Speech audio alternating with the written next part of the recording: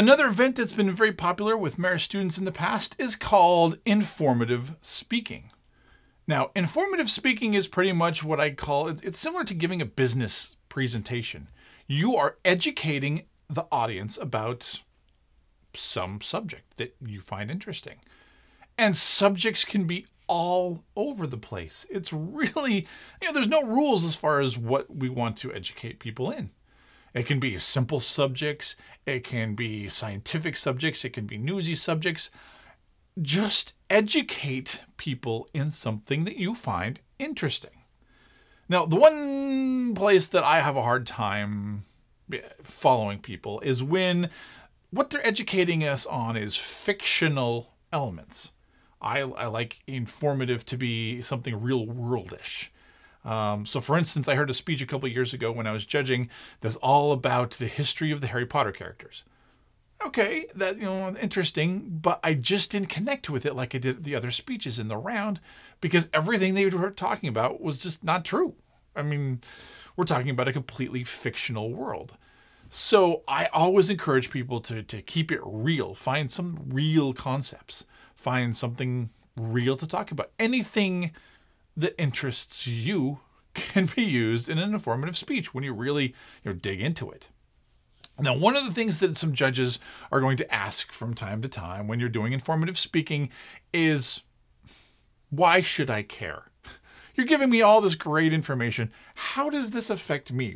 Why does this matter to me? Why did I just give 10 minutes of my time listening to this particular topic, other than the fact that, well, they don't really have a choice. They're the judge and they have to. But hopefully that is something that's going to resonate.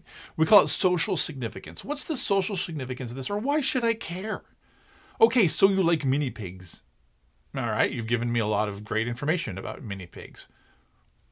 Why does that matter to me? Why should I care about this particular subject? So you might look for topics that really have some significance. Now, in informative, you're not advocating for something else. That's really more of oratory's place in the speech and debate world. You're simply informing, you're teaching, you're educating through the speech about whatever topic it is. And again, topics all over the place.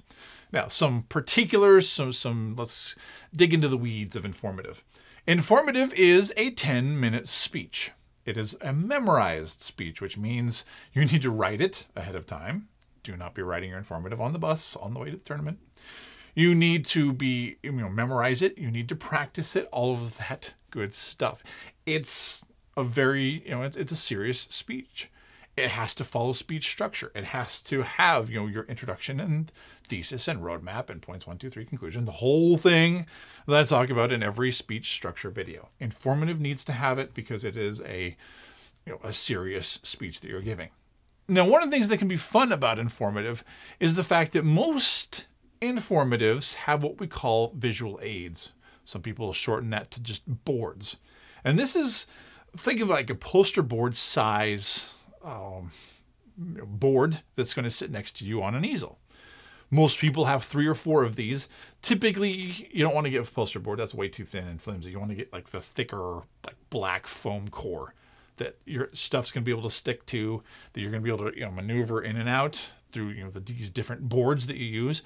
But you use boards, visual aids, to help drive the speech. A lot of times people want to have some kind of engaging visual aids, meaning that they have, like, say, something that's stuck to Velcro that they can keep with them, that when they get to the right speech, or right part of their speech, they pop up that piece. Kind of a way to engage with the boards, to keep that speech visually interesting. Because informative is the one speech that you can keep visually interesting. So there's going to have to be emphasis played on writing your speech and on producing the boards. A few things you don't want to do. You don't want to just copy images on a black and white copy machine and stick them up there. Very uninteresting. And from any kind of a distance in the room, really difficult to read. You also don't want to be able to write with your own handwriting. Find some way to get like big text. I do have resources through a local print shop where I can get things printed out large and for fairly inexpensive prices. So you can put together some really engaging visuals They're going to help drive that speech, but it's going to take some planning. This isn't something you're going to want to put together the night before the tournament, and we're going to need to kind of figure it out. So talk to me. I can help get you set as far as visuals go, but you're going to need to plan to have those. Now, in some of the new rules, because informative has changed quite a bit over the last few years, and a lot of judges don't quite understand this yet, but you don't have to have visual aids as part of informative. Most people will have them, and because of that, you know, it's kind of dangerous to look like the odd man out because it looks like maybe you didn't prepare. Technically, there's no rule saying you have to have visual aids in a round. You can if you would like, if they help your speech, but you can go without them if you so choose. The other great thing to do with informative is practice. Not just practice your speech, practice interacting with the boards. I judged a speech a couple of years ago. I was a novice, kind of a beginner level informative round, and the poor girl that was doing the speech had everything that could go wrong, possibly could, everything went wrong for her as far as her interaction with her boards. She put them up in the wrong order. So when she went to flip the top one, it's not what she expected underneath, and she had to frantically scramble and put them back up in the right order. Then she didn't get them up there right, so they fell off completely in a big heap, which is that big loud, right there in the middle of her speech. So she had to very casually pick them up, put them back, and continue on her way. Then one fell off sideways. She had Velcro things that didn't stick. It was a nightmare as far as the visuals go, but luckily she kept her cool and just kept right on speaking and rolling with the punches. But practice, practice, practice with those visual aids. Because they add an element that is not there in any other event, you need to make sure you are ready to go with those. Also, I would recommend having something to keep your visual aids in. You can buy large folio cases, leather bound, however elaborate you want to get. You can get inexpensive ones for not too much money on Amazon, but find something that you can keep your boards in. Especially in the Oregon weather when we're on college campuses for tournaments. If it's raining and all of your boards are just in a trash bag, A, it's not going to look very professional, and B, they're going to get destroyed. And by the end of the tournament, the corners are going to be nicked and they're just going to look really bad. If you're putting in the investment and the time for a speech that's going to last you throughout the season, put the same kind of investment into what you use for your boards, because you're going to want them to last and not have to redo them, especially with the cost of materials and so forth, in the middle of the season, because they all got drenched in a rainstorm from round to round. So just keep in mind those boards when you're planning your speech. One other thing you can't do in informative, you can't use props. Now this gets confused sometimes because some people say, well, this prop is part of my visual aids. And there's going to be kind of a fine line. I saw a speech where somebody did a speech on Chick-fil-A, and they handed out menus to the judges so that they could look and see the different options of things available at Chick-fil-A.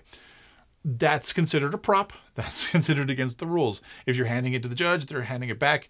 If you're holding it up and it's an actual physical object, that would be considered a prop.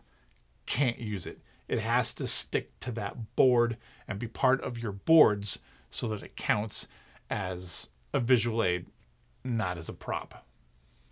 So figure out a topic that you personally love, something that you're passionate about, something that you might be able to get people's attention, and then dive deep into that subject to really make it interesting. Again, topics, as I've said many times in this video, topics are going to be kind of all over the place. So just find something that you find interesting and dive deep, figure out all the ins and outs, all the types, the history, all sorts of stuff, and write a really cool, informative speech that will educate us on all the things we need to know about it, that also answers the question, why should I care? So you have that social significance.